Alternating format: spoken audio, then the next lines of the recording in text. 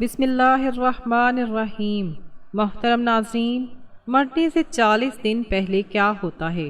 جب بندے کا اس دنیا کو چھوڑ کر جانے کا وقت آتا ہے تو موت سے 40 دن پہلے انسان کے جسم میں خاص نشانیاں ظاہر ہونے لگتی ہیں۔ جس شخص میں یہ نشانی ظاہر ہو وہ فوراً توبہ کرے اور اللہ کو راضی کرے۔ ایک مرتبہ ملک الموت یعنی حضرت اسرائیل علیہ السلام حضرت یعقوب علیہ السلام کے پاس پہنچے۔ حضرت یعقوب علیہ السلام نے پوچھا، کیا تم میری روح قبض کرنے کے لیے آئے ہو یا مجھ سے ملاقات کرنے کے لیے آئے ہو؟ ملک الموت نے عرض کیا، اے اللہ کے نبی، میں روح قبض کرنے کے لیے نہیں آیا بلکہ آپ سے ملاقات کرنے کے لیے آیا ہوں۔ حضرت یعقوب علیہ السلام نے فرمایا، ٹھیک ہے، لیکن جب تم میری روح قبض کرنے کے لیے آؤ تو کوئی قاصد میری طرف لازمی روانہ کر دینا اور کوئی پیغام مجھے لازمی بھیج دینا۔ ملک الموت نے کہا، میں جب آپ کی روح قبض کرنے کے لیے آؤں گا تو اس سے پہلے 2 یا 3 قاصد روانہ کر دوں گا جو آپ کو اطلاع کر دیں گے۔ چنانچہ ایک وقت آیا جب ملک الموت حضرت یعقوب علیہ السلام کے پاس اچانک آ گئے اور روح قبض کرنے کی بات کی۔ حضرت یعقوب علیہ السلام نے فرمایا، تم نے تو مجھ سے وعدہ کیا تھا کہ میں تمہاری روح قبض کرنے سے پہلے کوئی قاصد تمہارے پاس بھیجوں گا، اچانک روح قبض کرنے نہیں آؤں گا۔ ملک الموت نے کہا، میں نے آپ کی طرف قاصد بھیجے تھے۔ حضرت یعقوب علیہ السلام نے فرمایا، وہ کون سے قاصد تھے؟ ملک الموت نے فرمایا، پہلا قاصد یہ تھا کہ آپ کی داڑھی اور سر کے بال جو سیاہ تھے وہ سفید ہونے لگے۔ دوسرا قاصد یہ تھا کہ آپ کے جسم میں جو طاقت اور توانائی تھی وہ ختم ہونے لگی اور جسم میں کمزوری آنے لگی۔ اور تیسرا قاصد یہ تھا کہ آپ کی کمر جو بالکل سیدھی تھی وہ آہستہ آہستہ جھکنے لگی۔ یہ تینوں نشانیاں ملک الموت نے بتائیں۔ حضرت اسرائیل علیہ السلام نے فرمایا کہ ہر مرنے والے کے پاس میرے قاصد آتے ہیں، لیکن لوگ ان کو نہیں سمجھتے اور نہیں مانتے۔ اگر مرنے والا بندہ اپنی زندگی میں نیکی اور تقوی و پرہیزگاری اختیار کرتا رہا ہو اور اس کی موت کے بعد اس کا چہرہ خوبصورتی سے چمک اٹھے تو یہ ایسی علامت ہے جس سے اچھا تاثر لیا جا سکتا ہے اور بھلائی کی امید کی جا سکتی ہے۔ مثال کے طور پر مرنے کے بعد لوگ اس کی تعریف کریں گے اور اس کے لیے دعائیں کریں گے تو یہ اس کے نیک ہونے کی نشانیاں ہیں۔ اسی طرح زندگی میں اچھے لوگوں کی صحبت بھی انسان کے نیک ہونے کی نشانی ہے۔ حسن خاتمہ کے بہت سے اسباب ہیں جن میں اللہ کی اطاعت پر استقامت، توبہ، موت کو کثرت سے یاد کرنا، دنیاوی خواہشات کو مختصر کرنا، آخرت کی فکر اور نیک لوگوں کی صحبت قابل ذکر ہے۔ جب روح جسم کو چھوڑنے کے لیے بالکل تیار ہو یعنی موت سے تقریباً 24 گھنٹے پہلے تو ہاتھ، پاؤں اور گھٹنوں کی جلد پر ختم ہو جاتی ہے اور ان کا رنگ بدل کر نیلا ہونا شروع ہو جاتا ہے۔ یہ ایک واضح نشانی ہے جس میں سانس اکھڑنا اور بے ترتیب ہونا شروع ہو جاتا ہے اور دھیرے دھیرے زندگی کا چراغ بجھ جاتا ہے۔ حضرت عائشہ صدیقہ رضی اللہ تعالی عنہا سے روایت ہے کہ رسول اکرم صلی اللہ علیہ وآلہ وسلم نے ارشاد فرمایا، جب اللہ تعالیٰ کسی بندے کو نیک بخت بنانا چاہتا ہے تو مرنے سے 1 سال پہلے ایک فرشتہ اس کے پاس بھیجتا ہے جو اس کی اصلاح کرتا ہے اور اسے نیک عمل کی طرف راغب کرتا ہے یہاں تک کہ وہ نیک حالت میں مرتا ہے، اور سب لوگ کہتے ہیں کہ یہ شخص نیک حالت میں مرا ہے۔ اور جب ملک الموت حاضر ہوتا ہے اس وقت اللہ تعالیٰ اس کی آخرت کی منزل یعنی وہاں کے سامان اور راحتیں جو اللہ پاک نے اس کے لیے مہیا کر رکھی ہیں اسے دکھا دیتا ہے تو اس کی روح خوش ہو کر نکلنے کا قصد کرتی ہے۔ اس وقت یہ شخص اللہ تعالیٰ کی ملاقات کی خواہش کرتا ہے اور اللہ بھی اس کی ملاقات کو پسند فرماتا ہے۔ پھر ملک الموت روح قبض کرتا ہے اور جب اللہ کسی بندے کے ساتھ اس کے برے اعمال کی وجہ سے برا ارادہ کرتا ہے تو مرنے سے 1 سال پہلے اس کے پاس ایک شیطان بھیجتا ہے جو اس کو گمراہ کرتا ہے اور بہکاتا رہتا ہے یہاں تک کہ وہ بری حالت میں مرتا ہے اور سب لوگ کہتے ہیں کہ اسے بہت بری موت آئی ہے۔ جب ملک الموت حاضر ہوتا ہے اور اللہ تعالیٰ اس کی آخرت میں رہنے کی بری جگہ اس کو دکھاتا ہے تو اس کی روح خوف سے بدن کے اندر گھس جاتی ہے۔ اس وقت وہ اللہ تعالیٰ کی ملاقات کو ناپسند کرتا ہے اور اللہ بھی اس کی ملاقات کو ناپسند فرماتا ہے۔ پھر ملک الموت اس کی روح سختی سے کھینچ کر قبض کرتا ہے۔ ایک بڑے عالم اس حدیث کی تشریح میں کہتے ہیں کہ ملک الموت کے بلانے پر جان اس طرح نکلتی ہے جیسے سپیرا سانپ کو اس کے سوراخ سے بلائے۔ مومن اور کافر دونوں کے جسم سے روح نکلنے کی حالت ایسی ہی ہوتی ہے۔ فرق صرف یہ ہے کہ مومن کی جان خود نکل کر جانا چاہتی ہے اور کافر کی جان جسم کے اندر واپس بھاگنا چاہتی ہے۔ حضرت جابر رضی اللہ تعالیٰ عنہ سے روایت ہے کہ میں نے رسول اکرم صلی اللہ علیہ وآلہ وسلم کو وفات سے 3 دن قبل یہ فرماتے سنا، تم میں سے جو کوئی مرے تو اس کی حالت میں مرے کہ وہ اللہ تعالیٰ کی نسبت اچھا گمان رکھتا ہو اور اللہ تعالیٰ کے پاس اعمال صالحہ لے کر جائے۔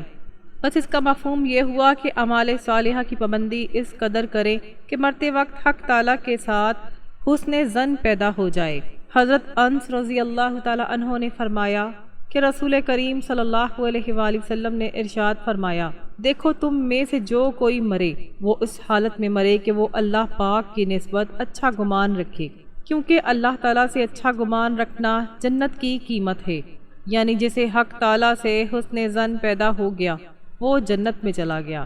ایک اور روایت میں ہے کہ حضرت عمر فاروق رضی اللہ تعالیٰ عنہ نے فرمایا کہ رسول کریم صلی اللہ علیہ وآلہ وسلم نے ارشاد فرمایا، جب اللہ تعالیٰ کسی بندے کو درست رکھتا ہے تو اس کو شہد جیسی خوشگوار چیز دیتا ہے، یعنی اعمال صالحہ اور اخلاق حسنہ کی توفیق عطا فرماتا ہے۔ صحابہ نے پوچھا کس طرح شہد جیسی چیز دیتا ہے؟ آپ صلی اللہ علیہ وآلہ وسلم نے فرمایا، مرنے سے پہلے اس سے نیک کام کرواتا ہے یہاں تک کہ اس کے پڑوسی اس سے خوش ہو جاتے ہیں۔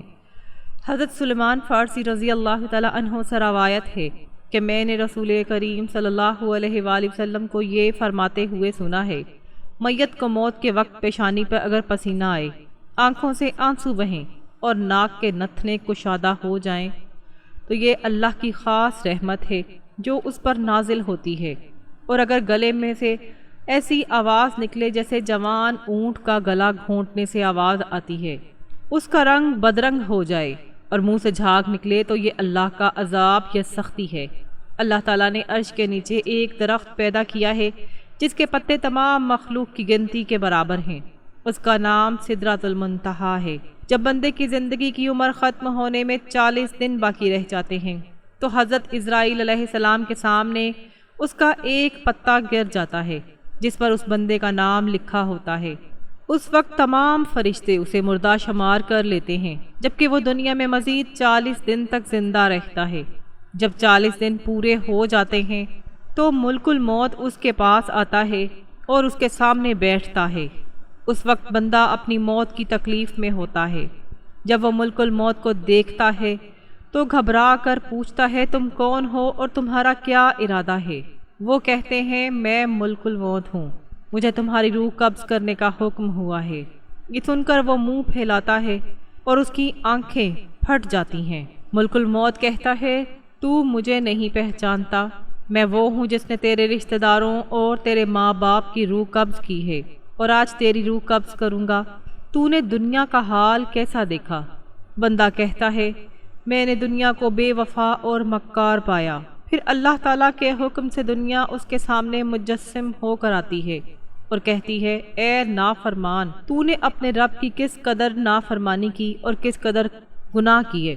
تمہیں نصیحت کی گئی اور بہت سی باتیں تم نے سنی، لیکن تم نے سمجھا کہ تم دنیا میں ہمیشہ رہو گے۔ یاد رکھو، آج میں تجھ سے اور تیرے اعمال سے بیزار ہوں۔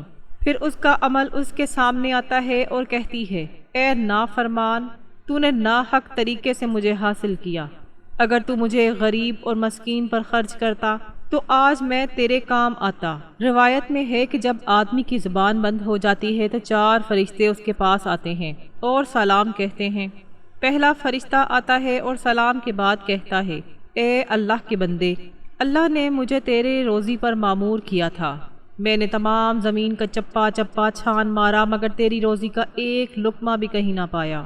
پھر دوسرا فرشتہ آتا ہے اور سلام کے بعد کہتا ہے، اے اللہ کے بندے، میں تیرے پانی پر مامور تھا، میں نے تمام زمین پر تلاش کیا مگر تیرے پینے کے لیے ایک قطرہ پانی بھی کہیں پر نہ پایا۔ پھر تیسرا فرشتہ آتا ہے اور سلام کے بعد کہتا ہے، اے بندے، میں اللہ کے حکم سے تیری سانسوں پر معمور تھا۔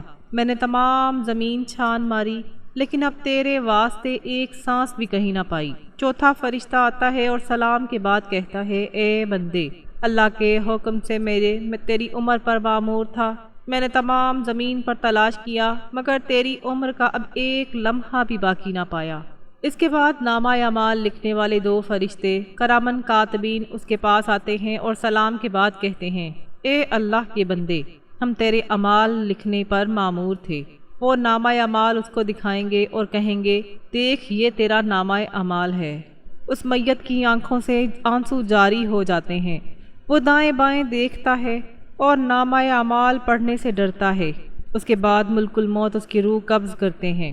روایت میں آتا ہے کہ ربیع بن انس رحمۃ اللہ علیہ سے کسی نے پوچھا کہ کیا ملک الموت تنہا ہی سب کی روح قبض کرتے ہیں یا ان کے ساتھ اور بھی فرشتے اس کام میں شریک ہوتے ہیں؟ تو انہوں نے فرمایا، روح قبض کرنے کا اصل کام انہی کے حوالے ہے، لیکن اس کام میں مدد کے لیے بہت سے فرشتے ان کے ساتھ ہوتے ہیں اور ملک الموت ان سب کے سردار ہیں۔ ان کا ہر قدم دنیا کے برابر ہے۔ پھر حضرت ربیع بن انس سے پوچھا گیا کہ مومنین کی روح کہاں رہتی ہیں؟ انہوں نے فرمایا، 7ویں آسمان کے اوپر سدرۃ المنتہا کے پاس علیین میں۔ حضرت ابو ہریرہ رضی اللہ تعالی عنہ سے مروی ہے کہ سرور دو عالم صلی اللہ علیہ وآلہ وسلم نے ارشاد فرمایا، جب انسان مر جاتا ہے تو اس کے اعمال کے ثواب کا سلسلہ اس سے منقطع ہو جاتا ہے مگر 3 چیزوں کا ثواب باقی رہتا ہے۔ نمبر 1 صدقہ جاریہ، نمبر 2 وہ علم جس سے لوگوں کو نفع پہنچے، اور نمبر 3 نیک اولاد جو اس کے مرنے کے بعد اس کے لیے دعائیں کرے۔ ایسے اعمال جن کا تعلق صرف دنیاوی زندگی سے ہوتا ہے، ان کے اثرات مرنے کے بعد دنیا میں ہی ختم ہو جاتے ہیں۔ ناظرین، اللہ تعالیٰ سے دعا ہے کہ اللہ پاک ہمیں نیک اعمال کرنے کی توفیق عطا فرمائے اور ہمارا خاتمہ ایمان پر فرمائے، آمین۔ ناظرین، اگر ویڈیو اچھی لگی ہو تو ویڈیو کو لائک کریں، شیئر کریں، چینل کو سبسکرائب کریں اور کمنٹ باکس میں اللہ تعالیٰ کے 99 ناموں میں سے ایک نام ضرور ٹائپ کریں۔ اگلی ویڈیو تک کے لیے اجازت دیجیے، اللہ حافظ۔